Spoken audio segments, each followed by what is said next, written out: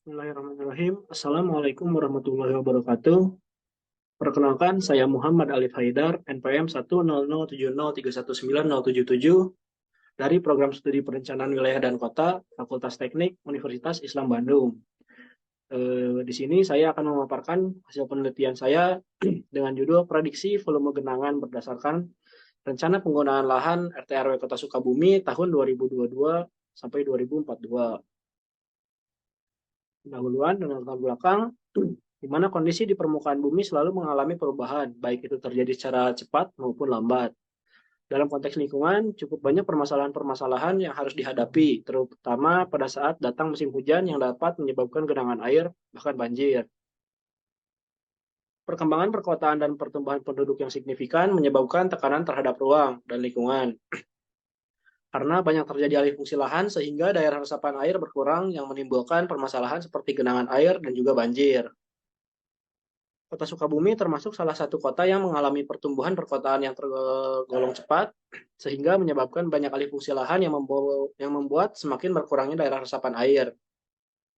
Maka dari itu diperlukan perhitungan prediksi volume genangan berdasarkan RT/RW Kota Sukabumi tahun 2022 sampai 2042. Adapun rumusan masalah dalam penelitian ini yaitu perubahan penggunaan lahan akan berdampak terhadap berkurangnya daerah resapan air yang menyebabkan semakin besarnya limpasan air di permukaan. Sedangkan tujuan dari penelitian ini yaitu agar teridentifikasinya jumlah limpasan air dan genangan rencana di Kota Sukabumi berdasarkan penggunaan lahan, jenis tanah, dan juga curah hujan. Metodologi pertama yaitu metode pendekatan menggunakan studi kasus, metode pengolahan data menggunakan kuantitatif deskriptif, sedangkan metode analisis menggunakan metode log persen 3, dan juga metode ECS atau Soil Conservation Service.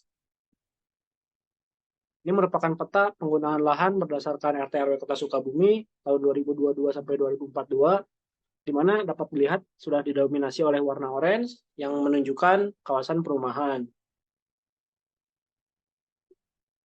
Dari analisis hidrologi rencana ini, yang pertama, metode log persen 3 didapat nilai curah hujan rencana periode ulang 5 tahun, yaitu sebesar 113,710 mm dalam satuan harian. Sedangkan dari metode SCS atau Soil Conservation Service didapat nilai limpasan permukaan sebesar 66,73 mm dan juga didapat volume genangan rencana periode ulang 5 tahun sebesar 3.221.228,88 meter kubik. Maka kesimpulan yang didapat oleh penulis yaitu jumlah limpasan permukaan dan volume genangan air akan berbeda-beda di setiap wilayahnya, bergantung dengan kondisi jenis tanah, curah hujan, penggunaan lahan, dan kondisi lainnya di wilayah itu sendiri. Semakin banyak lahan terbangun dibanding dengan lahan non terbangun, maka akan membuat semakin besarnya limpasan air permukaan dan juga sebaliknya.